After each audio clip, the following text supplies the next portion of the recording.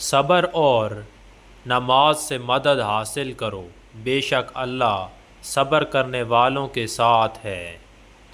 وہ ٹوٹنے نہیں دے گا صبر کا سلسلہ، وہ کن فرمائے گا اور معجزہ ہو جائے گا۔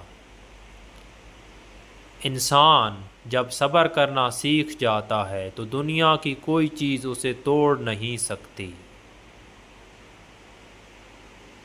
صبر کا پھل ہمیشہ میٹھا ہوتا ہے، یہی تو صبر کی خوبصورتی ہے۔ مشکل حالات میں بھی مسکراتا رہتا ہے، صابر انسان کی یہی پہچان ہے۔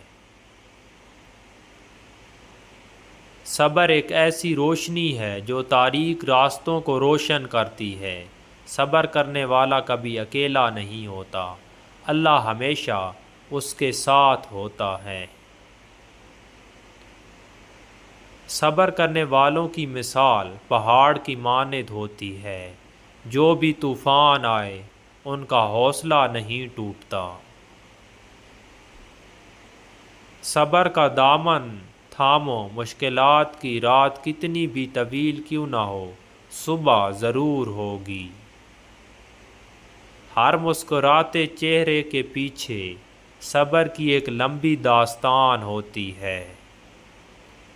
صبر کا مطلب یہ نہیں کہ آدمی غمگین ہو، بلکہ اس کا مطلب ہے کہ آدمی مضبوط ہو۔